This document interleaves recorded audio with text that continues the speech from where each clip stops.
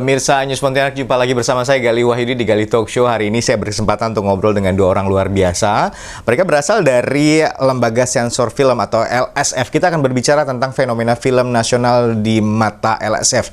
Beliau saya perkenalkan langsung, ada Bapak Dr. Nasrullah MA, Ketua Komisi 1 LSF, Bidang Penyensoran, Dialog dan Komunikasi dan Data. Selamat Bapak, selamat datang di Pontianak. Terima kasih. Terima kasih sudah datang ke sini. Kemudian ada Pak Nurka M. Masardi, Ketua Subkomisi Dialog yang juga hadir untuk hari ini. Selamat datang Bapak di sini di studio kita. Terima kasih Gali atas undangan. Wah, luar biasa. Sehat Bapak-bapak? Ya, Alhamdulillah sehat. Sudah sering ke tanah Borneo ini sebelumnya? Saya yang kedua kali. Ya, beberapa kali. Udah lumayan sering ya? Sebelum pandemi, sedang pandemi. Apa Pak kesannya pas pertama kali waktu dulu pertama kali datang ke sini? Karena baik dan saya suka. Pasti main ke mana? Tugu Katulistiwa. Tugu Katulistiwa ya, itu salah satu monumen ya untuk sebagai penanda.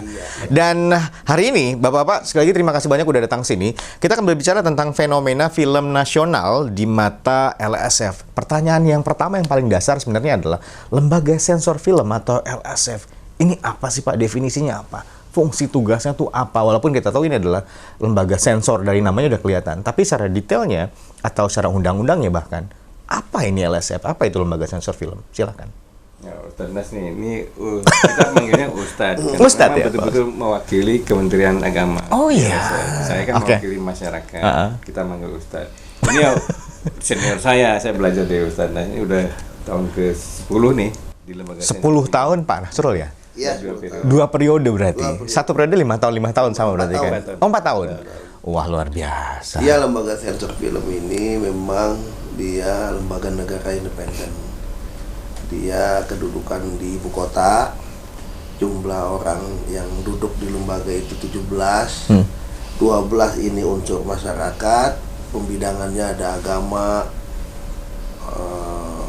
komunikasi, ada budayawan, ini Pak Norka, ada seniman gitu.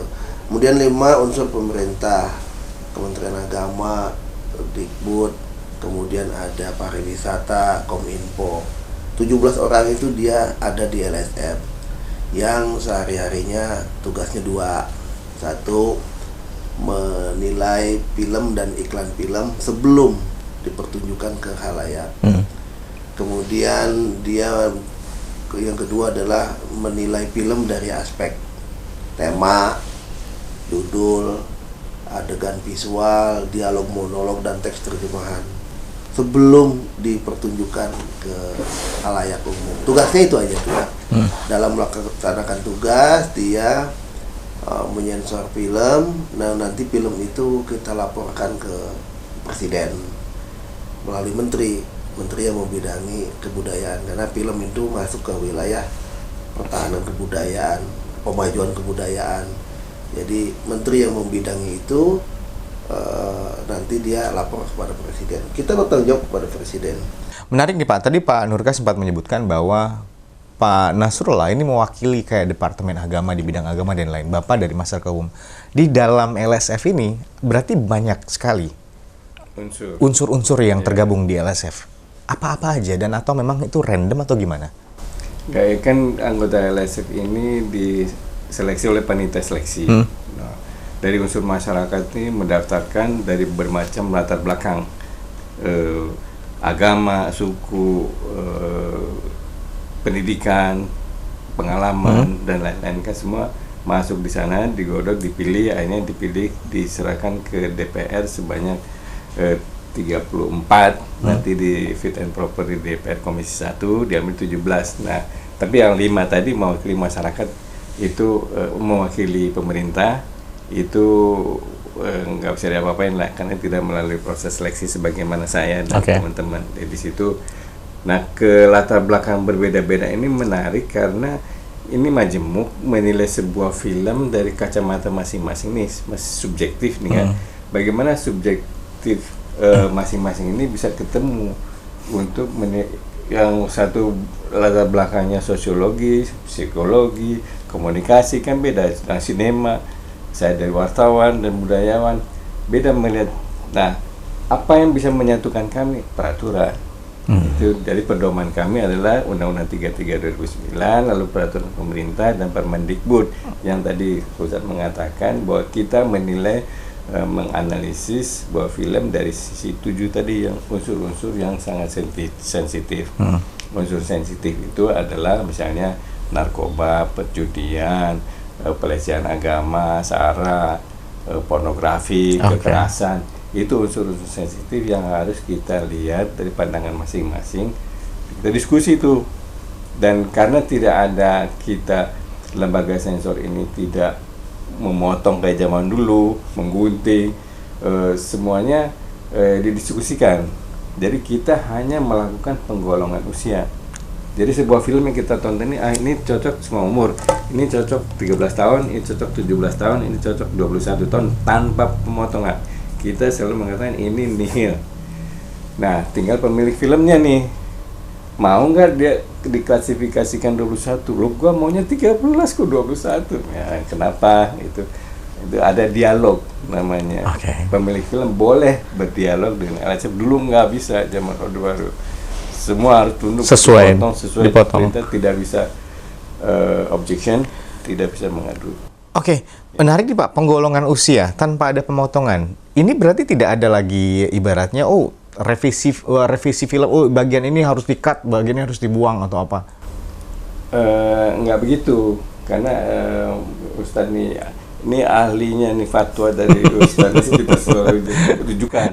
Kita selalu berdebat kan, ini apa sih, kita hanya membuat rekomendasi untuk misalnya ini film 13 tahun cocok nih temanya, judulnya, jalan ceritanya, adegannya 13 tahun, tapi ada anak kecil misalnya pegang pistol, kan nggak bisa, nggak boleh. Nah, jadi kita minta tolong direvisi adegan pada menit kesekian ini, adegan seorang anak SMA memegang pistol misalnya. Nah, itu sampai di situ terserah pemilik film mau diapain itu pistolnya. Berarti by rekomendasi dari LSF untuk misalnya beberapa part yang dianggap sensitif atau apapun itu. Tidak sesuai dengan penggolongan usianya. Itu untuk 17 no problem nih. Pak, kenapa, pertanyaan selanjutnya adalah kenapa film harus melalui sensor? Ya, pertama bahwa sebelum film dipertunjukkan ke halayak umum itu dia harus mendapatkan surat tanda lulus sensor.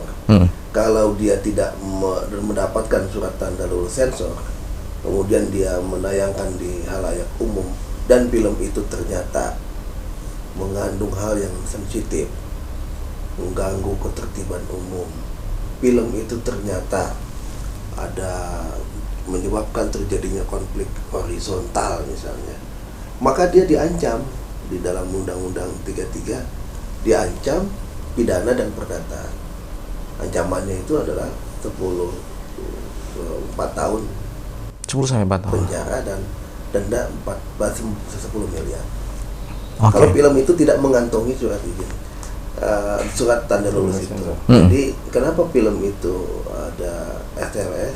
Untuk memastikan bahwa film yang dipertunjukkan itu film yang bermutu, tidak berdampak negatif kepada masyarakat. Karena tugas kita selain yang 2 tadi adalah kita menjaga film ini, masyarakat ini tidak terdampak dari film yang dampaknya negatif.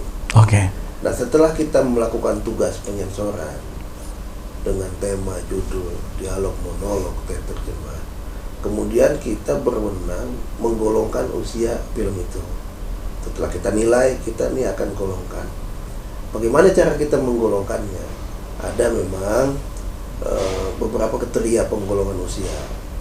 Untuk semua umur, film ini boleh dipertunjukkan ke semua umur itu kalau dia memenuhi 7 syaratnya.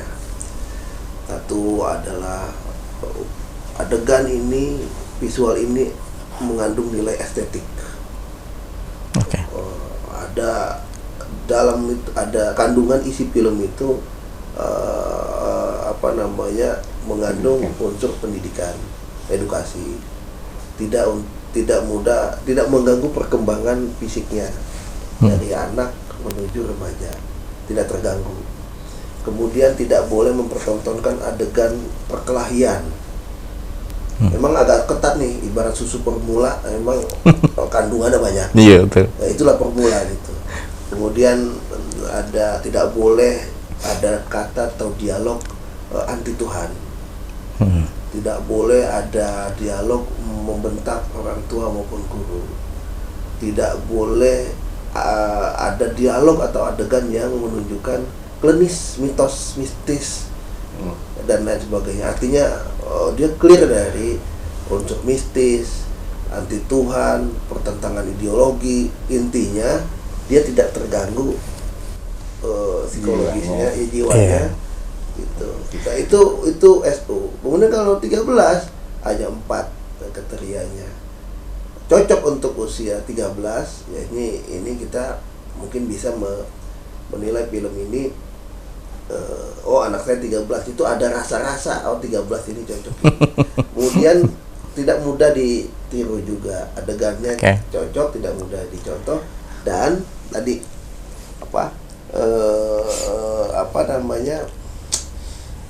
tidak cocok dan tidak mengganggu perkembangan fisik dari anak remaja ke dewasa. Nah, kalau dewasa, ketika kita menilai film ini harus ditonton oleh dewasa, syaratnya 2. 1, cocok untuk usia dewasa. 2, proporsional. Kalau ada pornografi ya bolehlah visualnya di klub malam ada sedikit terbuka sedikit, ada bikini di kolam renang, sesuai ya Pak ya. Nah, ini proporsional gitu. Proporsional sekali. Kemudian kalaupun ada kekerasannya juga masih bisa dilihat. Kekerasannya masih ditoleransi. Sesuai dengan kategori filmnya juga. Betul. Berarti Pak ya. Nah, kemudian kalau film yang sudah masuk pada kategori dewasa itu cocok untuk usia 21 atau dewasa, dan yang kedua adalah boleh ada soal pertentangan konflik rumah tangga, ada boleh sedikit. Ya kalau dalam fikih boleh hilaf ya lah. Kalau di dalam film 21 tuh begitu. Boleh ada hilaf ya. Baik, terima kasih Pak Nasrul dan juga Pak Nurka. Nanti kita lanjut lagi karena masih banyak pertanyaan-pertanyaan lain yang masih pengen saya tanyakan tentang LSF dan apa perkembangannya, serta kita tahu bahwa industri film sekarang ini lagi giat-giat dan tumbuh-tumbuhnya, dan apa fenomena ini di mata LSF, seperti apa mereka memandangnya. Kita akan kembali lagi setelah yang berikut ini. Jangan kemana-mana, tetap di Gali Talk Show.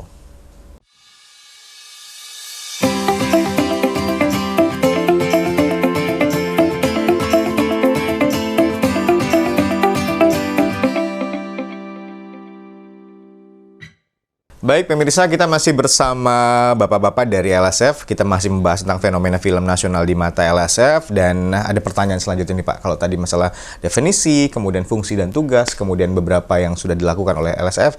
Nah sekarang mekanismenya, bagaimana mekanisme penyensoran itu sendiri?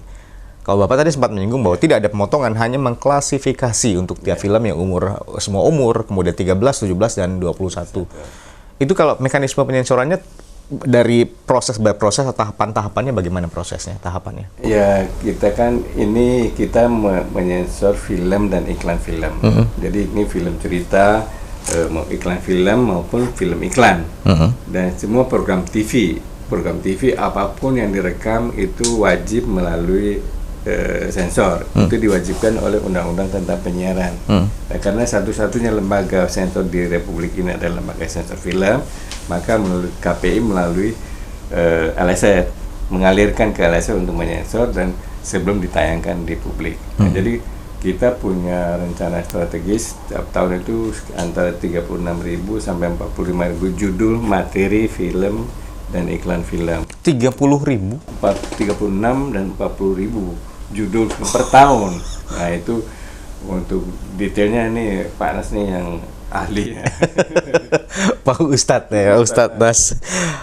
Gimana tuh Pak secara itunya, kalau secara detailnya mekanisme untuk penyensoran film? Ya, ini kan undang-undang mengatakan setiap film yang akan dipertunjukkan itu mendapatkan surat tanda lulus sensor. Maka ada 4 peruntukan media yang akan mereka pertunjukkan. 1, bioskop, kemudian televisi, ketiga adalah CD-CD yang mereka gandakan, lalu mereka jual.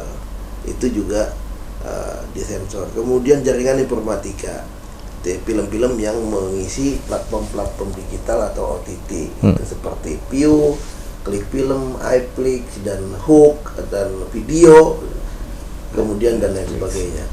Nah, mereka ini hasil akhir dari sebelum dipertunjukkan itu adalah surat tanda lulus sensor. Nah, untuk bisa mendapatkan surat tanda lulus sensor, maka pertama dia mendaftar dulu untuk materi sensornya ini. Nah, daftarnya melalui kita punya ESIAS namanya, Electronic Sistem Informasi mengenai penyensoran. Nah, jadi dia mendaftar judulnya apa, durasinya berapa, pemiliknya siapa. Nah, kemudian setelah dia mendaftar, dia disyaratkan beberapa administrasi tertentu. Seperti misalnya ada surat tanda pencatatan film, bahwa film ini memang sah miliknya. Itu. Kemudian dia setelah itu mendaftar, setelah didaftar dia membayar tarif tertentu. Ya, film nasional murah itu, sekali. ya film nasional itu Rp1.000 per menit. Film nasional 2.005 per menit. Jadi memang 2 kali lipat dari film impor 2000. Film impor, film asing tuh. Nah, kemudian mereka di studio dinilai. Apa yang disebut oleh kami itu adalah penyensoran. Penyensoran dari materi saat itu yang kita nilai itu 5 aspek tadi: judul, tema, dialog visual, dialog monolog, dan teks terjemahan. Ini kita nilai ini 5 aspek ini. Nah, ketika 5 aspek ini kita lihat apakah dari yang 5 ini mengandung 6 yang sensitif atau tidak. Gitu. Tadi itu. Karena itu pisau analisa kita adalah oke, kita akan cek temanya. Temanya apakah sensitif pada aspek kekerasan? Enggak. Sensitif enggak pada soal perendahan harkat martabat? Enggak. Sensitif enggak soal agama? Sensitif tidak soal narkotika atau nafsa? Sensitif tidak tentang pornografi? Sensitif tidak dengan kekerasan? Nah, ketika 5 aspek ini kita nilai dari menggunakan 6 hal yang sensitif, ternyata tidak ada, maka itu film kami masuklah pada penggolongan usia. Oke.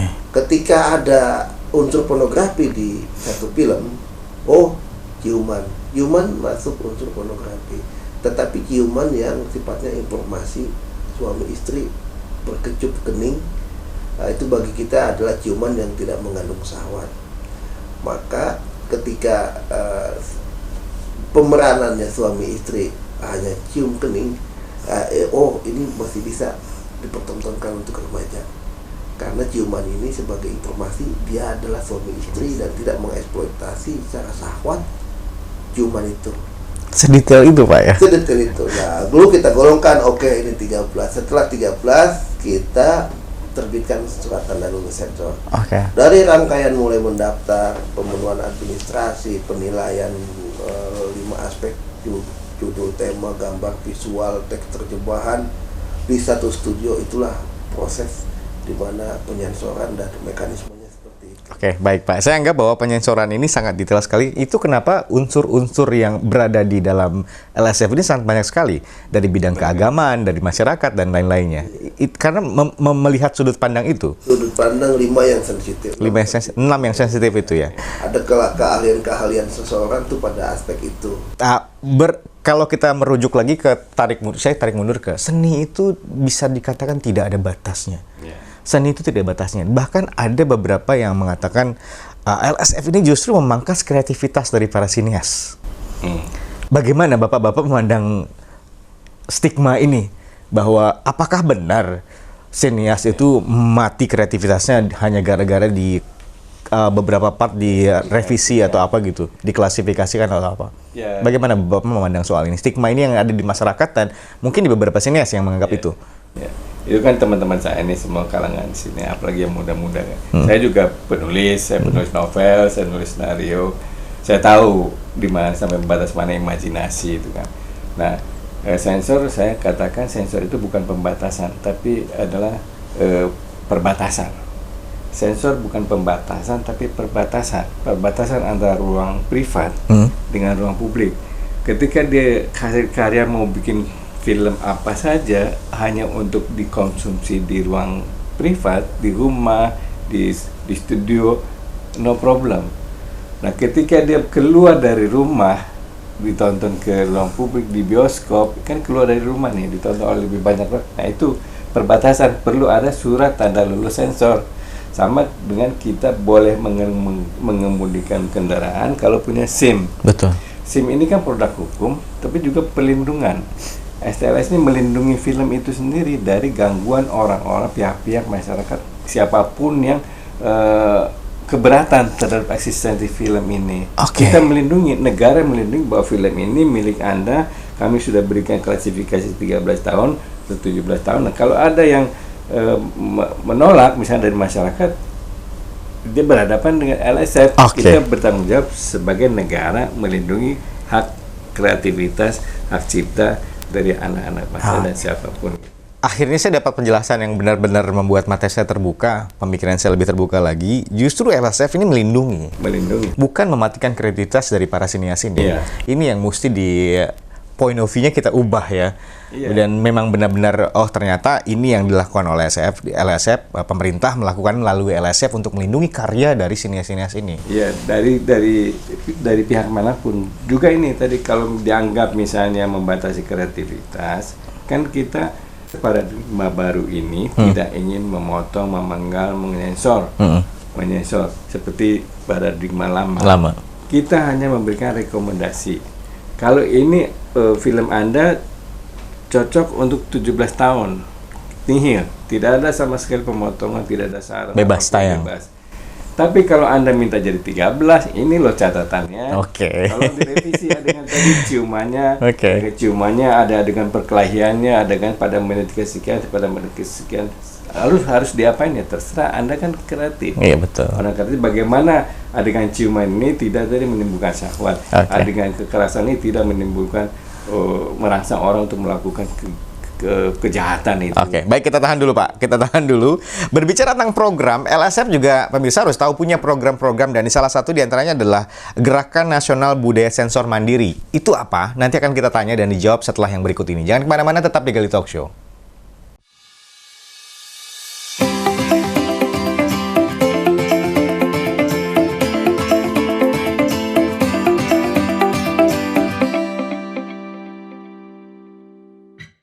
LSF punya program yang menarik bagi saya. Salah satunya adalah Gerakan Nasional Budaya Sensor Mandiri. Dan di sini bukan hanya LSF yang punya tugas untuk melakukan pengklasifikasian atau edukasi dan lainnya, tapi masyarakat yang ingin menonton film juga punya tugas sensor mandiri. Itu seperti apa sih Pak sebenarnya? Penjelasan program ini apa? Gerakan Nasional Budaya Sensor Mandiri. Kalau kita nonton bioskop, ada itu yang pemberitahuan bahwa film ini cocok ditonton umur sekian-sekian. Ini program apa? Bagaimana penjelasannya? Silakan Pak Nasrul. Film-film yang beredar di masyarakat ini mungkin jumlahnya ribuan, bahkan jutaan, ratusan juta mungkin. Semua masyarakat itu mendapatkan film dari berbagai macam saluran, televisi, bioskop, mungkin di internet atau di media-media sosial, di apapun namanya. Nah, bagi kami ini suatu gejala yang luar biasa ya, ada tsunami tontonan di kita itu. Maka ketika LSF melihat fenomena maraknya banyak saluran orang menikmati film itu, maka kami merasa perlu untuk memberi semacam edukasi kepada masyarakat untuk memilih tontonan yang baik gitu, karena ada tontonan yang baik buat dirinya, tidak baik buat orang lain. Ada orang lain baik buat dirinya juga tidak baik. Atau bagi kami film yang baik itu adalah film yang bisa sesuai dengan usianya. Karena utamanya LSF setelah meluluskan atau menilai suatu film dan sudah kita golongkan, itu bagi kami kalau film itu pas ditonton dengan usianya, maka film itu sehat dan tidak berdampak karena sesuai dengan peruntukannya. Nah, sensor mandiri ini, gerakan sensor mandiri ini kami mengatakan bahwa kami ingin masyarakat itu punya kemampuan memilih tontonan, baik kemampuan memilih pada untuk dirinya, untuk keluarganya, untuk anak-anaknya, dan untuk masyarakat secara umum. Jadi ketika semua orang sudah punya kesadaran untuk bisa menonton sesuai usia, bagi kami gerakan ini cukup berhasil. Tapi apapun ini adalah ikhtiar kita, karena kami juga tidak bisa membatasi atau saluran orang ketika film itu ditonton oleh masyarakat, kami juga harus batasi, juga tidak bisa. Kami bisanya berdoa, berikhtiar, mengedukasi masyarakat supaya tolong kenali kode-kode film itu. Ada SU 13, 17, 21. Nah, ini setiap film yang selesai kita nilai pasti akan ada kode itu. Nah, kode itu juga bukan cuma sekedar angka atau huruf, tetapi ada warnanya. Kalau warnanya hijau itu SU, warnanya kuning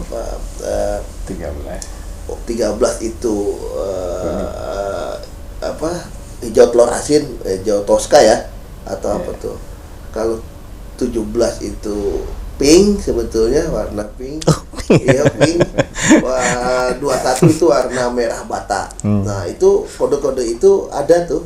Nah, termasuk kalau di televisi itu ada semacam telop atau watermark di sebelah pojok kanan bawah TV itu ada kode R13, D17, RBO, SU. Itulah perlu dikenali kalau tontonan itu bisa bermutu atau kita anggap aman. Kalau kita sudah kemampuan itu yang sedang kita coba edukasi ke masyarakat untuk bisa mengenali kode-kode. Kenapa ini penting, Pak? Literasi. Jadi seperti tadi katakan, ini kan kita sama kayak BMKG sebenarnya. Ini ada tsunami nih, potensi tsunami tontonan ini kan melalui semua jaringan, internet, platform, medsos, itu jutaan setiap hari diunggah. Nah, masyarakat harus siap.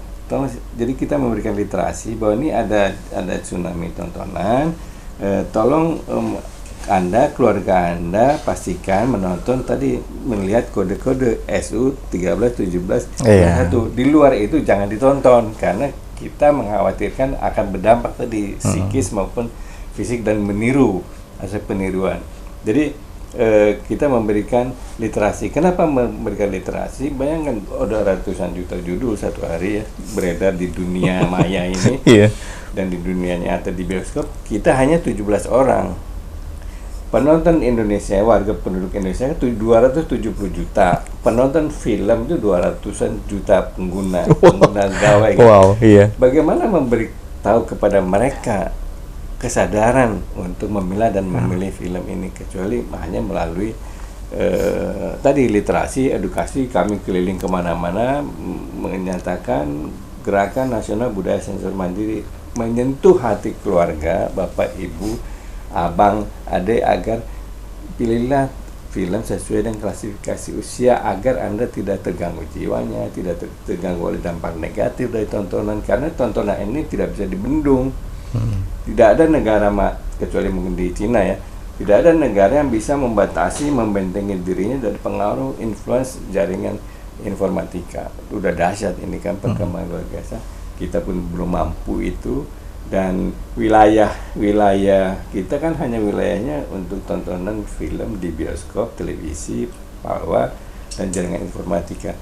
Itu belum merinci sampai kepada platform, karena ada undang-undangnya berbeda nih kan, undang-undang penyiaran dengan undang film. Kita di bawah undang-undang tentang film tahun 33 2009. Belum, itu di luar yurisdiksi LSF untuk menyensor YouTube, medsos itu nggak ada. Kita nggak punya dasar hukum itu. Nah, satu cara adalah memberikan literasi tadi, berdakwah lah istilahnya, agar masyarakat sadar gitu.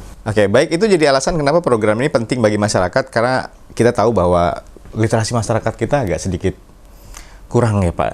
Jadi semoga dengan program ini terus dijalankan, ini bisa mendatangkan kesadaran bahwa tidak semua yang viral, semua hal-hal yang mungkin terlihat sosial media itu oke, bisa kita tonton dan bertonton kepada keluarga dan anak-anak. Jadi semoga kesadaran dari masyarakat bisa lebih tumbuh lagi dengan gerakan yang dilaksanakan untuk sensor mandiri. Pemirsa, masih banyak lagi yang kita bahas. Kita akan masuk ke tema utama kita adalah masalah film nasional yang sekarang beberapa tahun belakangan ini sangat tumbuh pesat. Jutaan penonton datang ke bioskop untuk nonton film-film nasional. Dan itu luar biasa sekali. Apresiasi dari masyarakat Indonesia luar biasa untuk film-film nasional. Kita akan ngobrol setelah yang berikut ini. Jangan kemana-mana, tetap di Gali Talk Show.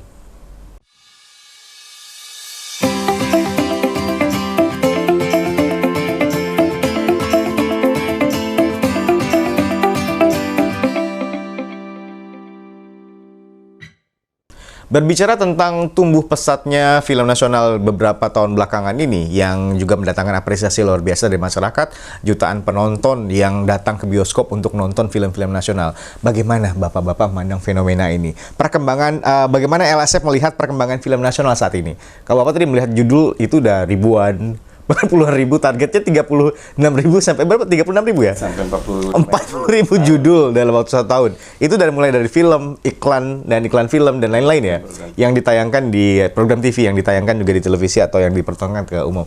Nah, bagaimana Pak memandang geliat film nasional yang setelah pandemi kemarin tumbuhnya tuh luar biasa, apresiasi lebih luar biasa sekali, gimana Pak? Ya, dari saya sih satu fenomenanya kan terjadi pada film KKN ini saya pernah. Iya, salah satunya itu. Sebelum pandemi sudah lulus sensor 17 tahun. Setelah pandemi, masuk pandemi 2020 kan nggak bisa ditayangin tuh. Kosong 6 bulan tuh kira-kira bioskop mati semua dan produksi stop. Tiba-tiba ada kesempatan untuk menayangkan film. Dan ini bayangkan 6 bulan masyarakat tidak bisa keluar rumah, tiba-tiba bioskop dibuka dan ada film ini.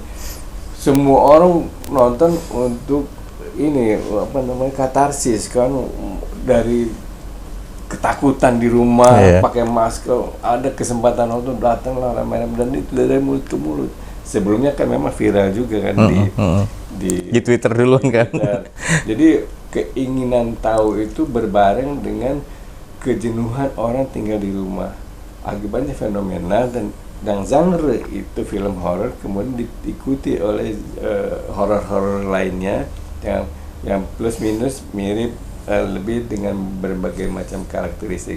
Nah, tetapi yang saya ingin katakan bahwa sebenarnya dari dulu, dari tahun 90-an ketika muncul multiplex, cineplex di Indonesia dengan satu gedung beberapa layar, itu penonton film Indonesia sudah terkarakterisasi, terlevelisasi strata sosialnya, umurnya 15-25. Itu penonton film multiplex dari tahun 90-an sampai sekarang. Dulu gen milenial, sekarang gen Z juga umur 15-25. Mereka lah penonton bioskop. Dan ketika mereka menonton bioskop dari mulut ke mulut, dan ini populasi di negara kita kan yang pertumbuhan paling banyak ini kan bonus demografi kan Gen Z ini. Iya, betul. Milenial, mereka tumbuh besar. Yang kedua, jumlah layar bioskop sekarang udah lebih dari 2.500 layar. Bayangkan satu bioskop rata-rata 4 sampai 7 layar ya. Ada 2.700 sampai dengan 3.000 layar. Ini kan kalau dulu satu kopi film hanya dicetak 20, ditayangkan di 20 layar. Sekarang satu kali cetak bisa 1.000 kopi main di 1.000 layar di seluruh Indonesia. Serentak dan masyarakat menonton pada saat yang sama, tidak ada diskriminasi. Orang kota duluan, orang kampung pun bisa nonton. Di Pontianak sama dengan di Jakarta sama kan nonton hari yang sama. Nah, ini kesempatan menontonnya besar, jumlah kopinya besar, populasinya juga membesar, dan daya belinya juga kan sekarang ini lebih baik lah dibandingkan dulu. Jadi, dan tema itu dari mulut ke mulut ya, hanya mereka aja menonton ini 15-25 film apapun mereka tonton, asal temennya bilang udah nonton belum, udah keren tuh. Ada kalau di generasi sekarang tuh Pak, ada istilah yang namanya FOMO, fear of missing out, yang itu ternyata berpengaruh dengan gengsi mereka di tongkrongan kalau nggak nonton atau nggak ikut sesuatu yang viral. Apakah itu juga berpengaruh Pak Nasrul? Ya kalau saya lihat begini, fenomena film-film nasional yang sekarang sudah mulai banyak penontonnya memang terlepas dari dukungan masyarakat yang memang kesadaran menontonnya sudah tinggi gitu. Masyarakat sekarang sudah, ketika kita banyak survei-survei di beberapa daerah, masyarakat sudah menjadikan film itu sebagai ya hiburan juga, pendidikan juga dan lain sebagainya. Fenomena KKN Desa Penari ini kan kalau dari perspektif LSF ini film yang kita boleh anggap film bermutu. Bolehlah kita bilang. Kenapa? Karena memang tidak ada 6 hal yang dilanggar di situ. Penggolongan usianya juga pada saat itu 17. Kalau lihat dari storytelling memang kuat. Tapi film ini biasa-biasa saja. Nggak ada sesuatu adegan dan cara membangkitkan ketakutan penonton juga masih biasa saja. Cuman memang ini storytellingnya baik. Kita anggap bermutu karena tidak melanggar yang 6 hal tadi, kekerasannya proporsional, dan memang itu 17 gitu kan. Pornografinya juga karena ada konteks orang melanggar satu aturan adat istiadat, nggak boleh berbuat asusila di tempat suci. Iya, ini saya setuju. Karena itu adalah bagian dari cerita, maka ya ini yang kita pertahankan. Betul. Maka penggolongan usianya ketika ada ciuman, ada persetubuhan misalnya yang tidak begitu vulgar, ya kita golongkan ini usianya dewasa dan diterima. Kemudian ini tidak enggak mengganggu harkat martabat orang juga. Nah, ketika film ini mau siap ditayangkan, maka terjadilah pandemi, di mana bioskop yang dalam aturan daerah tertentu masih mencari bentuk. Ada PPKM 1, 2, level sekian. Ini yang membuat film ini tertahan, semakin orang ingin pengen menyaksikan itu. Penasaran, Iya. haus hiburan ya, ini ya. Kemudian di tengah PPKM yang terbatas 50% sekian persen, itu rupanya ada film-film yang sudah terjadwal, itu ditarik kembali oleh beberapa pemiliknya judul lain. Judul lain ini misalnya maksudnya judul-judul yang sudah mulai mau naik itu karena masa pandemi orang nggak mau rugi, akhirnya narik dulu. Jangan sekarang, belum pas timing. Ya, KKN Desa Penari ini termasuk berani mempertahankan. Dia nggak tarik di situ, dia bertengger terus di situ sampai kapanpun. Ketika bioskop ada kebijakan buka, silakan ditayangkan. Tapi akhirnya masyarakat nggak punya pilihan di bioskop mau menonton film apa. Iya. Karena nambahnya layar tadi. Iya, betul. Orang nggak punya, ternyata hanya ada KKN, ya sudah jadi 8 juta penonton. 10 juta Pak ya? 10 juta. Yang 8 juta baru-baru ini adalah agak lain. Iya. Komedi yang gitu ya? Faktor-faktor situasional yang seperti itu kan yang nggak bisa kita duga. Kenapa? Tuhan itu yang ada 4 hal yang bukan wilayah manusia, semuanya wilayah Tuhan. Pertama adalah jodoh, umur, rezeki, apalagi satu, Kematian. satu lagi tambah jumlah penonton. Iya. Siapa bisa prediksi? Bener juga ya. Nggak ada. Walaupun kita udah ngerasa kalau film kita bagus gitu ya. Sebagai sini, film bagus nih. Ada orang yang memproduksi 30-60 miliar Sultan Agung misalnya, nggak ada apa-apa. Iya. Gatot Kaca penuh dengan teknologi, nggak ada apa-apanya. Ya, kata yang Hanung ya? Hanung. Tambah lagi, urusan Tuhan tuh tambah lagi, jumlah penonton. Hanya Tuhan yang tahu. Itu yang tahu. Iya. Kita nggak bisa ngatur itu Pak ya? Bisa. Oke, ini Bahkan pembuat box office pun bisa mengulang itu nggak bisa ya? Agak lain itu kan memang agak lain. Ini memang agak lain ya. Dia bikin yang sama belum tentu. Fenomena dan rasa penasaran masyarakat juga akhirnya membuat film itu terdongkrak. Tapi kita harus akui bahwa apresiasi masyarakat kita menjadi semakin bagus Pak ya. Itu positif di situ. Orang mau menonton itu positif. Jadi ada apa? Saat itu ekonomi kita anggap terdampak pada pandemi. Nah, salah satu tujuan perfilman itu kan adalah pendidikan, kesejahteraan. Nah, masyarakat tuh sebetulnya sikap gotong royong tinggi. Oh kan fenomena film menonton itu dia ingin bantu negara untuk bisa bangkit Oke. kembali dari Betul. sektor ekonomi gitu Membantu kan. orang-orang film hidup Iya. kembali. Iya, Jadi, karena industrinya besar Pak ya. Ada banyak sub kerja di sana yang juga terdampak, pekerja-pekerja film yang juga merasakan dampaknya di sana. Oke, baik. Berbicara tentang fenomena film nasional di mata LSF, kita di bulan Maret ini kalau nggak salah tanggal 30 Maret Pak ya. Iya. Itu adalah Hari Film Nasional. Kita akan bahas bagaimana pendapat LSF tentang Hari Film Nasional 30 Maret 2024 ini. Jangan kemana-mana, tetap di Gali Talk Show.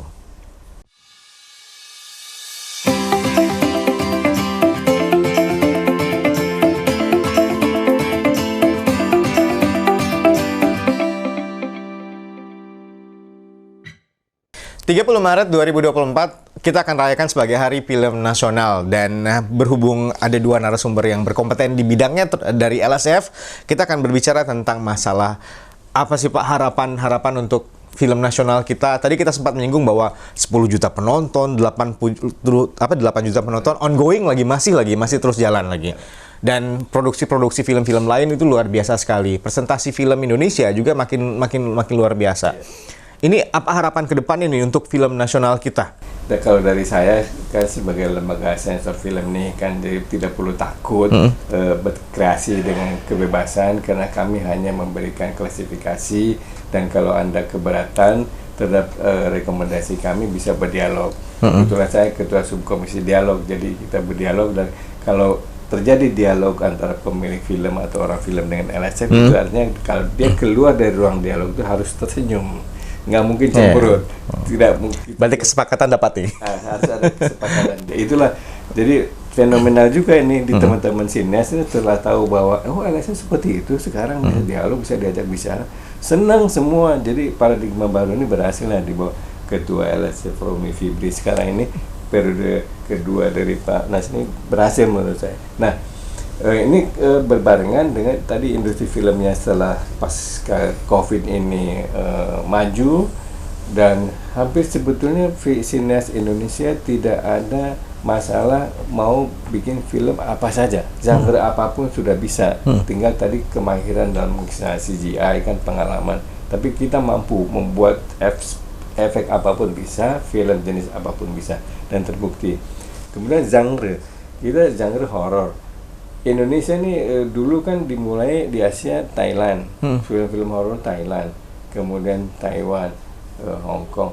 Indonesia sekarang dengan lebih dari 99 hantu genderuwo setan, itu paling banyak. Itu potensi dunia, lah ya. paling banyak di dunia nih segala macam hantu. Kalau di Eropa kan hanya hantu suster, gereja, Iya. itu aja clean kan. Ya, Dracula itu aja. Kita kan di hutan, di gua, di laut, dimanapun ada dedemit, ada. Termasuk fenomena itu adalah dibarengi dengan menggembirakan pilihan bahwa sineas atau pemilik film, pembuat film membuat film berbahasa daerah. Berbahasa daerah itu kan mulai dari Makassar, film Uang Panai dan kawan-kawannya, kemudian Ngeri-Ngeri Sedap, Batak. Diulang dengan agak lain ini kan, dari kultur Batak dan bahasa Batak, dan sukses. Lalu di Kalimantan, Saranjana itu kan mempromosikan potensi lokal, folklore dari lokal, dan ada kuyang.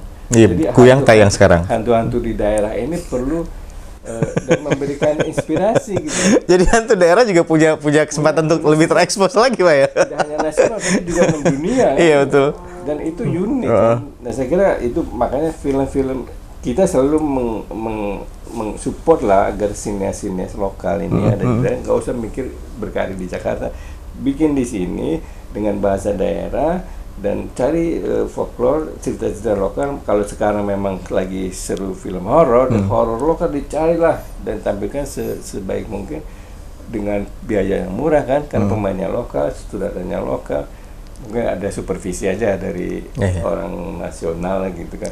Itu murah, dan Pemda bisa membantu di situ kan. Jadi bantuan Pemda kepada produksi film daerah itu diperlukan kalau semua insan film daerah ini memanfaatkan kekayaan kultur lokalnya. Bayangin kita ada 17.000 pulau, 750 bahasa lebih kan. dahsyat di dunia nggak ada nih, hantu terbanyak nih di Indonesia nih. Tiap pulau, tiap daerah beda-beda, Pak. Nah ini jadi kita gembira Hari Film Nasional ini mudah-mudahan semakin positif lah, dan bisa lebih. Tadi kan film udah bahasa Batak, udah Jawa Timuran, udah bahasa Makassar, Sunda ada, ya Jawa ada, dan bahasa. Ini sangat potensial. Kita punya 35 provinsi dengan bahasa lokal. Oke. Kalau menurut Pak Nas, gimana Pak? Saya tuh Film nasional. memanfaatkan momentum Hari Film Nasional itu sebagai dimana kita mulai mengkreasi sekreatif mungkin film-film. Karena begini, film-film kita sudah banyak menang-menang di festival di berbagai macam negara itu. Intinya adalah bahwa mereka juga mengakui kualitas film nasional kita. Oscar sendiri aja ada beberapa film kita yang kemarin masuk nominasi kan, penilaian. Itu suatu pencapaian luar biasa. Nah, kalau orang ulang tahun, mungkin motifnya adalah ingin di hari momentum itu ingin lebih baik lagi, amal-amal cita-cita apa yang belum terlaksana, kekurangan-kekurangan apa yang akan dilengkapi. Saya ingin jadikan momentum ini sebagai introspeksi, karena sebagai pendidik misalnya, saya punya obsesi bagaimana film ini sebagaimana menjadi asas tujuan perfilman itu untuk pendidikan masyarakat supaya cerdas gitu loh. Jadi orang itu belajar bukan cuma di sekolah yang panas, tempat duduknya keras, gurunya galak, tapi dia bisa dapat ilmu di bioskop yang adem, empuk, makan popcorn, menyenangkan. Jadi ilmu itu mudah terserap di situ. Saya ingin, jangan katakan lembaga pendidikan itu formal itu bisa cepat orang dapat ilmu juga. Saya setuju nih Pak. Saya setuju. Santai dengan keluarga, ada film-film pendidikan yang terserap. Wah, cerdas bangsa kita. Kita punya obsesinya tuh begitu. Nah, salah satu tujuannya pendidikan. Kedua adalah kesejahteraan. Kita ingin bangsa kita tuh hidup dari film gitu kan. Karena banyak sekali orang menggantungkan hidup di situ gitu. Karena nggak punya keahlian di situ gitu. Jadi dari film mereka akhirnya mewakafkan dirinya sehingga berdampak kepada kesejahteraan bangsa kita. Terus film sebagai entertainment, ya orang tidak ada lagi yang sedih, murung, kecewa. Ini hidup di sini dinikmati aja lah. Kalau carilah hiburan di sana di bioskop, ada film-film bagus. Nah, film-film bagus inilah film-film yang dibuat secara sengaja dan sadar, memang dibuat serius, ditulis dengan skenario yang bagus, storytellingnya bagus, pasti akan dapat apresiasi yang baik. Itu cita-cita saya itu, bagaimana masyarakat sejahtera, cerdas, terhibur dari film ini. Saya jumlah penonton hanya Tuhan yang tahu. Nah, itu. Saya setuju tuh, tapi saya juga merasakan bahwa ada beberapa film yang mengubah saya secara pribadi, sudut pandangnya. Saya selalu ngomong ke anak-anak saya yang masih kecil-kecil, bilang, kalau malas baca, banyak nonton film. Pilih film-film yang bagus. Jadi bisa banyak ilmu yang bisa diambil di sana. Pak, terakhir, closing statement dari Pak Nasrul dulu. Silahkan. Ya, artinya saya di momentum ini, saya ingin mengajak masyarakat untuk pilih film sesuai dengan usia. Ya, LSF itu menyediakan semua apa yang diharapkan oleh masyarakat, dari apakah untuk pendidikan, apakah untuk hiburan, apakah untuk kesejahteraan. Kami akan coba bantu, karena salah satu wewenang kami adalah perbantuan kepada masyarakat dan pemilik film menyediakan film-film yang bisa ditonton. Nah, kami seperti restoran Padang kali ya, kami siapkan menu, olahan-olahan menu semuanya, ada pedas, ada tidak pedas, santan, kuning, kuah. Kami sajikan itu semua. Tapi yang punya masalah dengan kolesterol ya tahu diri aja, yang santan jangan dimakan. Nah, kalau LSF kami sediakan itu SU 13, 17, 21. Yang nggak cocok 21 aja jangan ditonton. Oke, baik, terima kasih Pak Nurka. Closing statement, silahkan. Saya sependapat sih dengan Ustadz soal film ya, dan LSF saya kira ini lembaga ini masih diperlukan. Tapi saya ini kan kebetulan juga tadi saya bilang saya pengarang, penyair. Ini saya baru keluarkan buku nih Dari Paris untuk Cinta. Isinya 70 puisi tentang kota Paris. Nah, saya pernah di sana 6 tahun. Ini ada hubungan dengan masa puasa nih. Jadi mau lebaran. Judulnya Paris Ketupat. Boleh nggak saya bacain? Boleh Pak, silahkan. 1 menit ya. Boleh, silahkan.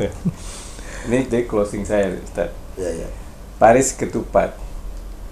6 lebaran kita ungkapkan cinta di kota ini, sayangku. Di tengah musim panas yang lebih panjang, ketika angin dingin tiba menderas, sementara takbir tak pernah terdengar, dan ketupat hanya dalam kenangan. Maka kita bayangkan sanak saudara, sahabat, kerabat, dan handai tolan, silaturahim di rumah keluarga, bersenda bersapa sepanjang acara, dan kita hanya menanti dering telepon. Mohon maaf lahir batin pada semua, doa kami untuk seluruh keluarga. Walau 6 jam waktu berbeda, hati kita tak pernah berjarak.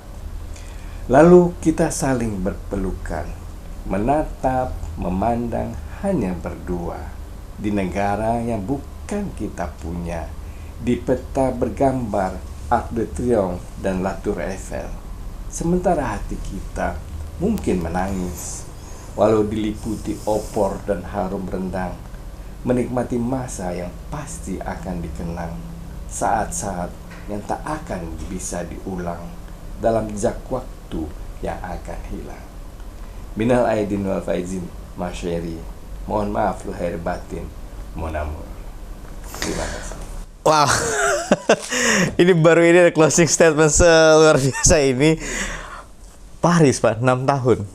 6 tahun, 6 lebaran ya. Tapi setiap kali lebaran aroma opor tuh terasa di pikiran ya. Ketupat ya. Aduh, oke. Terima kasih banyak Bapak-bapak. Terima kasih banyak, luar biasa. Saya dapat banyak insight baru, sudut pandang baru dari obrolan kita untuk hari ini, dan semoga obrolan kita untuk hari ini nyampe ke sinias-sinias kita yang ada di teman-teman yang lokal, yang di Pontianak, Kalimantan Barat, agar bisa lebih membuka diri lagi bahwa LSF tidak membatasi kreativitas. Tidak membatasi, justru adalah melindungi karya dari teman-teman semuanya. Dan LSF masih dibutuhkan untuk melindungi karya dari teman-teman dan juga untuk memberikan klasifikasi tontonan yang baik untuk masyarakat kita. Terima kasih banyak sekali Bapak. Semoga betah di Kalimantan Barat, di Pontianak. Masih ada waktu untuk jalan-jalan. Terima kasih. Pemirsa, demikian perbincangan kita untuk hari ini. Sekali lagi, apapun yang kita sampaikan semoga bermanfaat ya. Yang tidak bermanfaat itu hanya dari saya. Kalau misalnya ada salah-salah, mohon untuk dimaafkan. Apapun yang bisa diambil silahkan sebarkan. Silahkan sampaikan ke orang banyak bahwa obrolan ini mesti disebarluaskan. Terima kasih sudah menyaksikan. Kita akan ketemu lagi di perbincangan selanjutnya. Saya Galih pamit undur. Sampai jumpa.